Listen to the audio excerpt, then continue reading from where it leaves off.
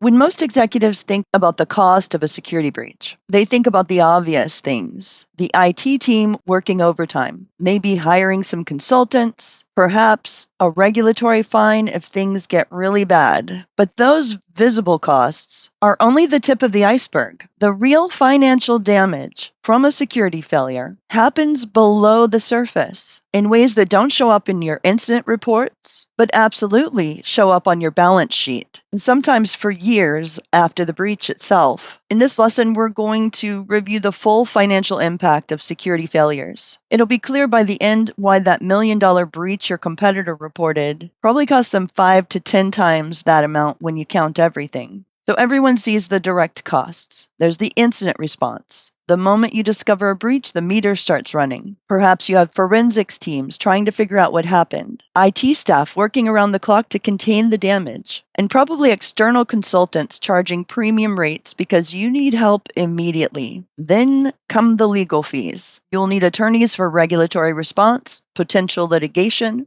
contract reviews, and breach notification requirements. Depending on where your customers are located, you might be dealing with multiple jurisdictions, each with their own rules. And regulatory fines can be substantial. So we mentioned GDPR violations can reach 4% of global annual revenue. That's not profit, that's revenue. HIPAA penalties can hit millions. State attorneys generals are increasingly aggressive, so they're not hypothetical risks, they're budget line items waiting to happen. But what catches most organizations off guard, these direct costs, as painful as they are, typically represent only about a third of the total financial impact. The rest is where it gets really expensive. So these bottom line devastators, customer churn is often a big one, might be the biggest one. After a breach, customers do leave. There are studies out there showing that about 25 to 40% of consumers will stop doing business with a company that's been breached. Now think about what it cost you to acquire those customers in the first place. And think about their lifetime value.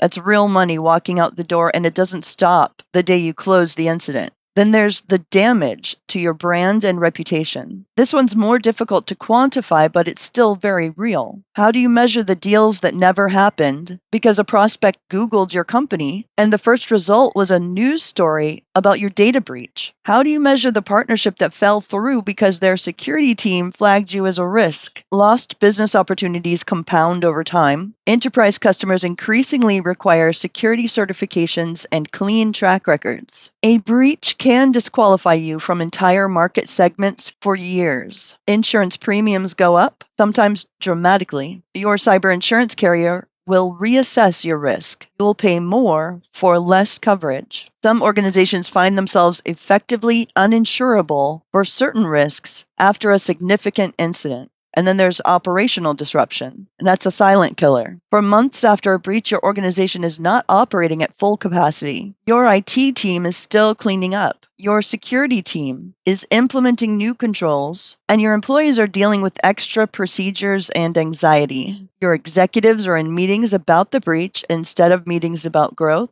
As real as this productivity drain is, it doesn't show up on the incident cost reports. Security failures cascade through an organization. Let's say a breach happens, stock price drops, sometimes 10, 15, 20% in the days following disclosure. That affects employee compensation if they hold equity. It affects your ability to raise capital, and it affects acquisition discussions. Employee morale suffers. Your best people start wondering if they want to work at a company known for a security failure. Recruiting gets harder, and you might have to pay more to attract talent. Customer acquisition costs go up because you're now selling against your own headlines. Your sales team has to address security concerns in every conversation. Deals take longer to close, and win rates drop. Meanwhile, your competitors, who did not yet have a breach, are using this moment to pull ahead. They're winning the customers you're losing and hiring the talent you can't attract, and they're closing the deals you're struggling to win. This cascade effect is why breaches that seem manageable in the first few weeks often turn out to be far more damaging over the following months and years. So with the true cost being this significant, it leaves the question, why do so many organizations underestimate their exposure? Warren Buffett, not exactly known for hyperbole, put it bluntly at Berkshire Hathaway's 2017 annual shareholder meeting. He said, "I don't know that much about cyber, but I do think that's the number one problem with mankind." This from a man who spent his career evaluating business risk, illustrating how serious this issue is. And yet, most organizations still underestimate their exposure. This happens for a few reasons. The hidden costs are genuinely hard to measure. It's easy to count your incident response bill, but much harder to calculate the lifetime value of customers who left but never told you why. There's also optimism bias. Most organizations believe they're less likely to be breached than they actually are. That won't happen to us, is a thought that comforts people, but it's not a risk management strategy. And many organizations focus on the costs they can insure against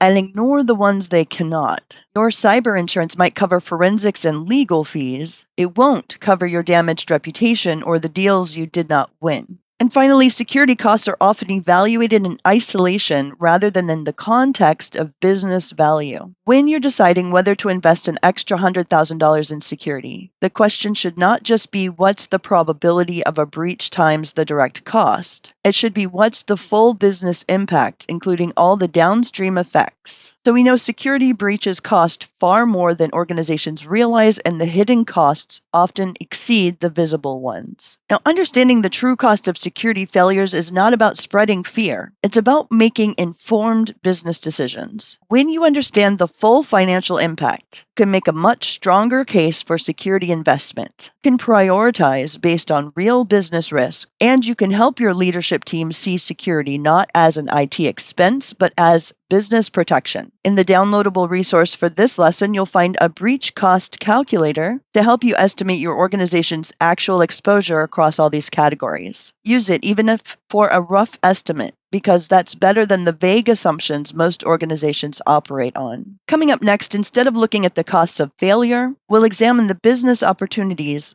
that strong security creates. Because security is not just about avoiding losses, it's about enabling growth.